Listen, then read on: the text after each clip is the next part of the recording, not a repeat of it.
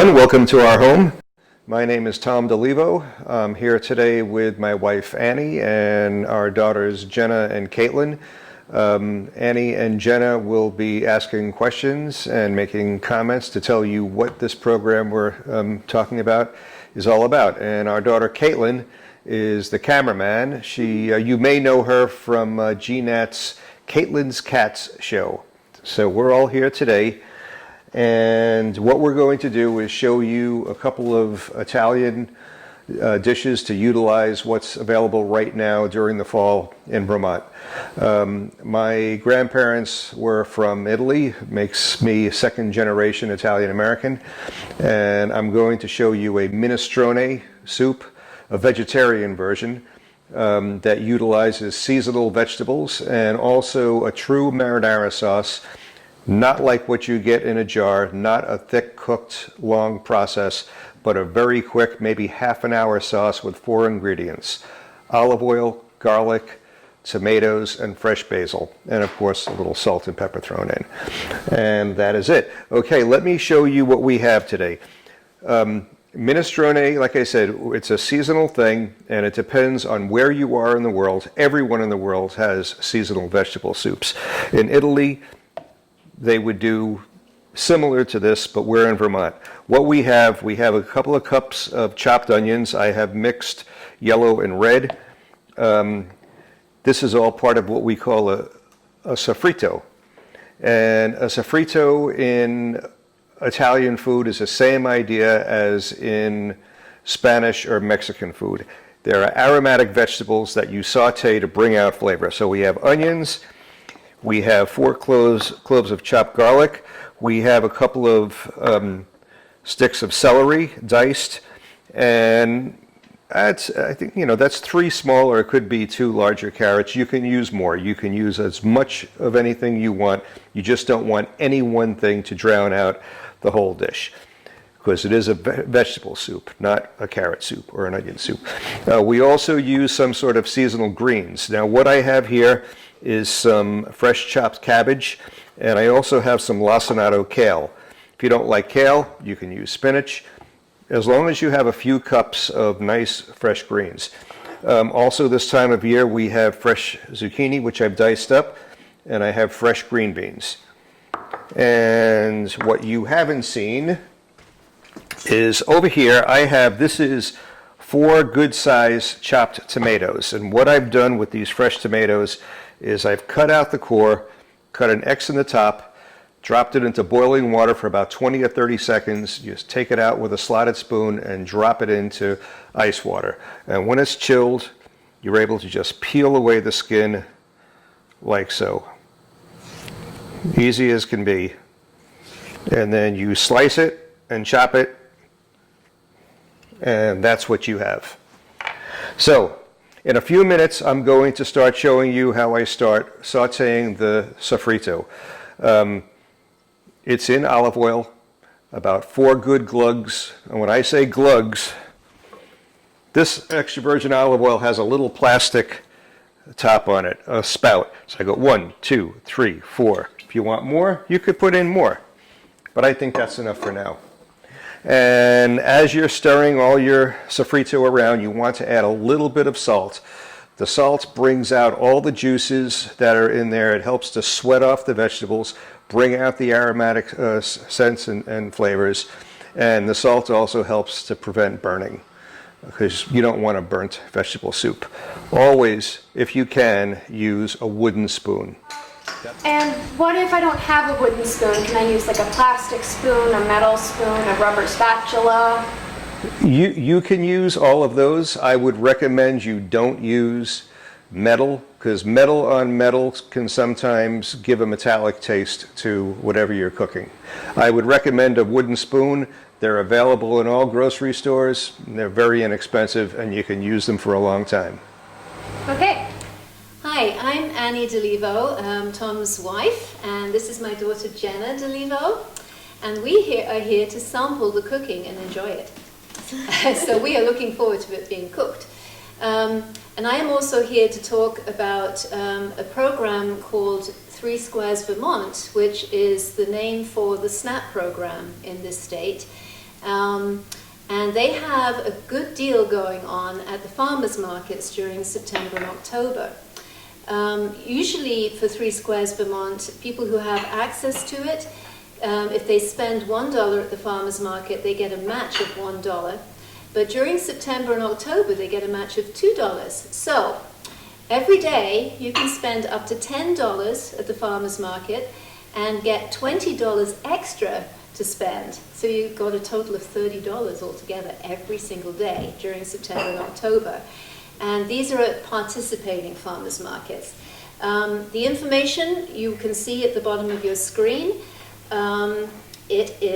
The website is www.nofavermont.org crop cash. NOFA Vermont stands for Northeastern Organic Farmers Association, and they are they are organizing this deal, and the Vermont Food Bank is funding it, which is wonderful, and the USDA as well. If you're not on the internet, you can phone 802-434-7162 and speak to Emmett Mosley, and they will give you more information about the program. But I think that anybody who is already in the program will know about the benefits. So take advantage of those fresh fruits and vegetables at the farmers market. It's a win-win for the farmers and for the people on the program, and for the earth, because the farmers markets grow fresh food. Hi.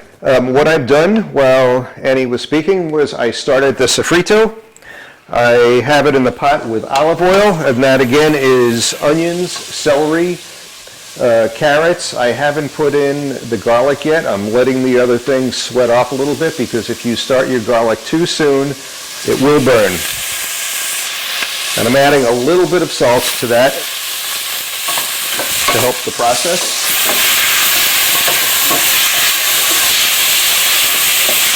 And you can hear that, I'm sure. And it's a good idea to use all your senses when you cook. You use your ears as well. If you hear this popping and cooking a little bit too loud, maybe your gas is too high. So you may want to lower that a bit. At this point, I'm putting in my chopped garlic.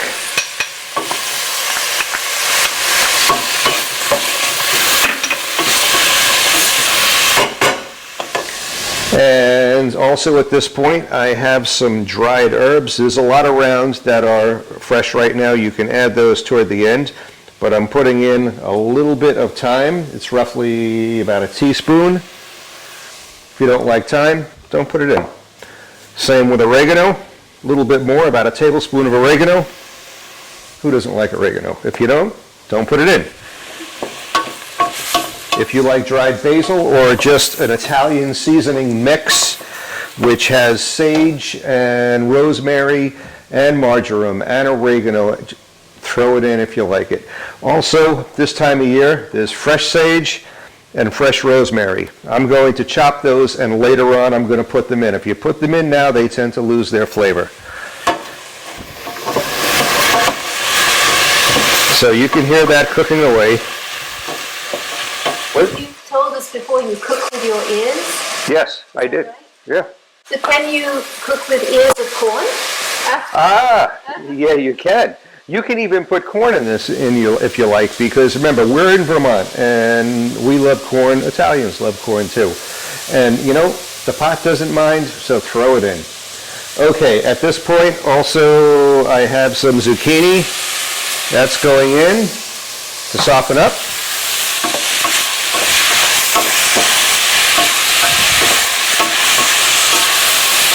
And if you can hear that, it sounds pretty loud, so maybe it's time to get something liquid in there, which is our fresh chopped tomatoes.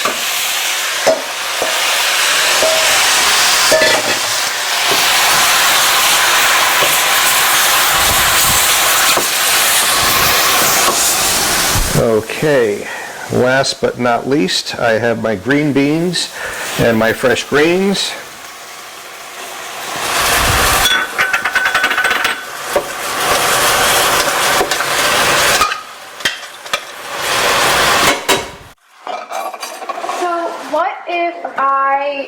don't have these seasonal veggies? What if we're cooking this in a different season? What can I do? Well, living in America in the 21st century, we have everything at our fingertips at any given moment. You can go to the store, you can always find carrots, you can always find zucchini, you can usually find green beans. If you have to during the winter, if you want to use it, you can use frozen vegetables.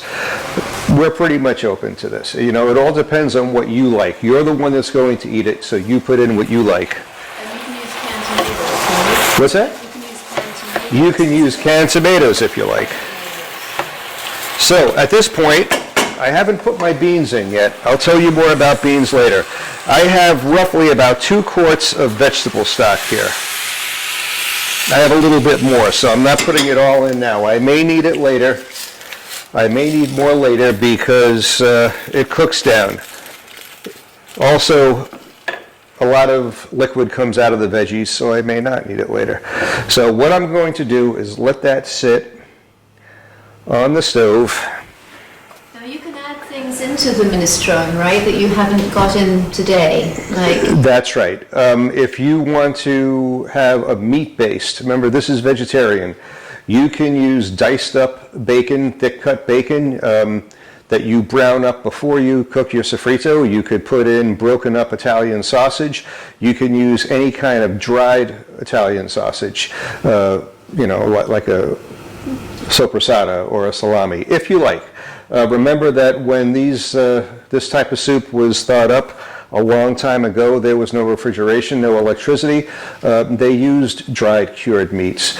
And if you do that, instead of using veggie stock, you could use chicken stock if you like. And you can use dried or fresh herbs? You can use either or both. Okay. And what about the beans? What type of beans do you use? These are cannellini beans. They're also known as white beans. And we've also got some kidney beans. And these are chickpeas or chechi. 3 years ago, I founded a group called Earth Matters. And Earth Matters is part of 350.org, which is the International Environmental and Social Justice Group. And in those 3 years, we have grown to 250 members. It's based in Manchester, and there are members from all over the Northshire region. So some of the members have decided to form a regenerative agriculture garden, which is located in the Manchester Rec community garden, which has been there for many years now. We just started this year in March. We have 4 plots there, and you will see some stills coming up of before we planted our seeds and starter plants, and after we planted them. There's quite a difference. Everybody who is a member of the Manchester Community Garden does not use pesticides. They use all fresh vegetables. They grow flowers as well. It's a wonderful garden. If you have not been past, please do. It's past the football stadium. If you just could keep going past the football stadium, it's at the end there by the bridge. So we formed this garden in March. We started growing our seeds. We planted corn and whole beans and squash, which is called the Three Sisters. They grow together. So you can avoid using poles for the runner beans, for the pole beans. They grow up the stalks of the corn. It's quite clever. It's an indigenous farming technique. And winter squash, which is still there. We're actually growing the winter squash now, and lots of zucchini and yellow squash. So it was quite bountiful for the first year, and we gave the vegetables mainly to the food cupboard and also to some community members, some needy families in the area. We also gave some vegetables once to the Grateful Hearts organization. If you don't know about that, it's a wonderful organization. They are spread quite a distance up the state, all to the north, east and west of Vermont. And they cook what's called ugly food, So things that don't sell very well in the grocery store that people may not want to use because it looks kind of weird, it's still very good. All great vegetables, great fruit. And so they get the ugly fruit and the ugly vegetables and they peel them and they cook them. At the moment they're using the Burton Academy school kitchen. And that food goes to hundreds of families all over the state every week, which is wonderful. They have a whole delivery system. Hello again. While Annie was speaking, I threw our beans into the minestrone, and I added some black pepper and adjusted the seasoning with some salt. And I'm going to put that on the back burner. That's going to take, I would say, once you have everything in and you're going, it could take a half an hour to 45 minutes. It'd be better if you did it for about 45 minutes. And it will even keep for a few days in the refrigerator, about 5 or 6 days. You can make a lot more if you want, if your family likes it, and you can have it a few days in a row. So now I'm starting the marinara sauce. I've been heating up a pan, and what I'm going to do is throw in about 4 or 5 glugs of olive oil. Let that heat up a little bit before I put my garlic in. I have 8 tomatoes like this, peeled and cut up, chopped up. And in addition to that, I've got 6 of these San Marzano types. We call them plum tomatoes or Romas.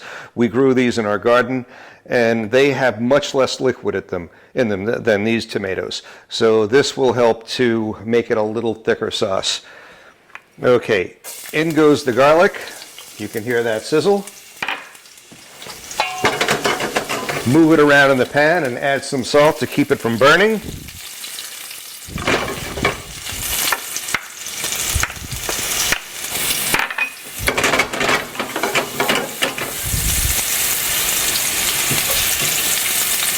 You have to keep an eye on this. If you have a high heat, you got to watch it, and you'll see bubbles coming. When the bubbles get smaller, you may be close. You don't want this to get brown, maybe just lightly golden. So at this point, I'm smelling the garlic coming up in me. So I've thrown my torn up pieces of basil. I have roughly about a dozen, 15 leaves like that, broken up like so. And I threw that in to the olive oil and garlic, and when you see it get a bright green, which doesn't take long, it's ready to go, and you throw in your tomatoes. And you can keep that heat on high.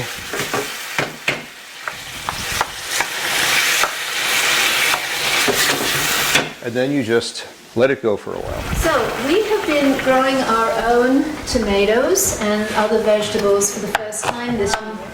You'll see in the photographs that we've been using 5-gallon buckets. I started the tomato plants indoors, which was just as well because there was an early frost this year, and a lot of people who'd already planted their tomatoes out, the frost affected them. So it's always worth waiting, starting your plants indoors and then putting them out in June, just in case. And as you can see by the still, the tomatoes grew really well. We have San Marzano tomatoes, which is the one that Tom just talked about, which we're using today in the Marinara Sauce. We have green zebra tomatoes, which are delicious raw. You have to wait until they're slightly yellow before to make sure that they're ripe enough. And we have yellow pear tomatoes for salad, which are also delicious raw, and you can use them for all sorts of things. You could. We've got a lot of green pear tomatoes rather than yellow pear tomatoes, and we're probably going to make some green tomato salsa out of those. If anybody can do this, it's so easy. And as I say, if you don't have a garden of your own, if you don't have any land of your own, you can grow winter boxes of herbs and good buckets of the tomatoes. Okay, so I have this tomato sauce cooking down, and I'm adding a fair amount of black pepper to it. I think we like black pepper more than Italians do, but that's okay. We're not in Italy. We're here in Vermont. If I wanted to cook this faster, could I turn the heat up? You can, and I have this up very high, the tomato sauce, the marinara sauce, because I want that to cook down quickly. You just got to keep an eye on it.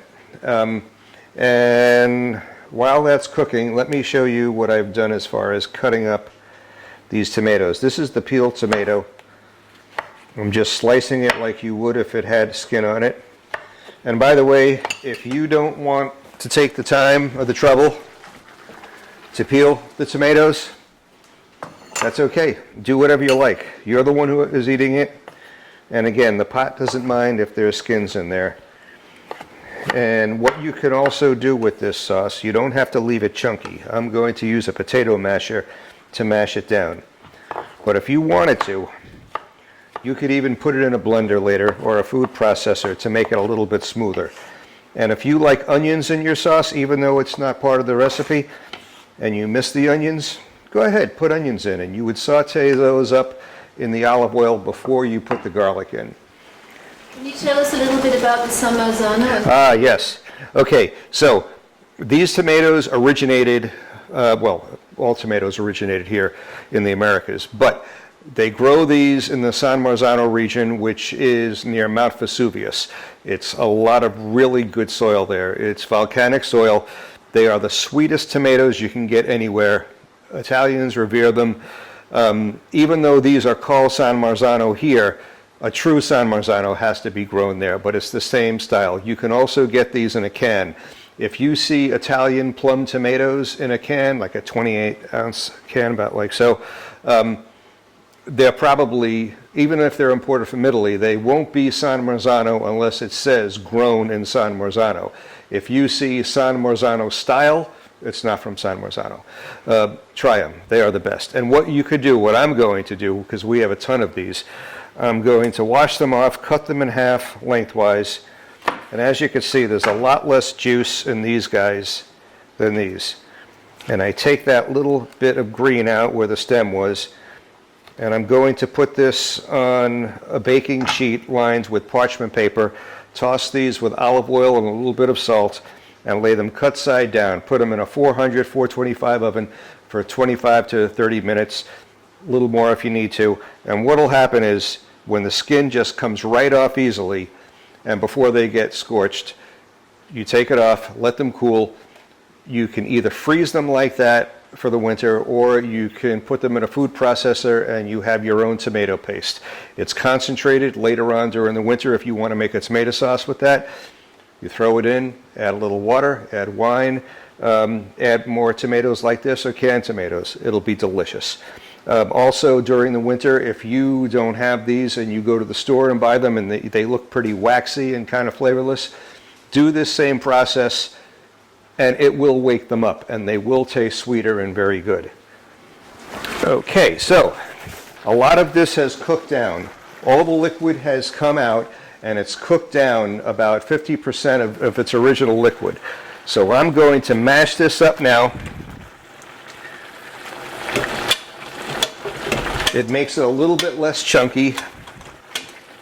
And you leave the juice and the seeds in, right? What's that? You leave the juice and the seeds in. I leave the juice and the seeds in. There are some chefs, when they peel the tomatoes, they squeeze out the juice and the seeds. But, you know, truth be known, most of the flavor in tomatoes, what you know as tomato flavor, comes from the juice and the seeds. And there's nutrients in it. It gives liquid and volume to your sauce. You know, why waste it? You paid for it, you might as well eat it. So I'd like to say one more thing before we take a little break to let all this cook before we can taste it. Minestrone is a one-pot meal. Usually pasta goes in it. And Italians like ditalini pasta, which is a little tube pasta about so big. You can use any small pasta. Right here I've cooked up some imported elbow macaroni. If you have small quantities of any kind of pasta in your cabinet that you want to get rid of, Even if you have to break up some bigger ones and cook them all together, it's okay. It's fine. Use what you have. If you're going to eat this whole pot of soup all at once, you can throw your cooked pasta in at the end and don't let it overcook. This is al dente. If you're not going to eat all the soup at once, add the pasta to the bowl when you're having your soup. Because if you put in all the pasta and stick it in the refrigerator, the pasta will blow up like a sponge, absorb all the liquid part of your soup, and then you'll be adding more broth to it later. That's my advice. So right now I'm adding my rosemary and sage to the minestrone, and I'm going to take a little break while this cooks down. So, we have some minestrone soup here that Chef D'Olivo prepared for us, and we are going to be the taste testers. And we're getting some Parmesan cheese, yummy, Torn yummy. up basil and Yes, we just had some torn up basil put in our soup. olive oil. Did you tip it up? Or? Yeah, here's let me see if this is a very full bowl of soup. I don't want to spill it everywhere, so this is the best angle I can give you. Okay. And I want mine to be spicy, so I'm gonna add crushed red pepper. And I'm not. Generous, Jenna's a spicy girl. generous helping. Here we go. Mangiare. Si, mangiamo. Ooh, it looks pretty steamy.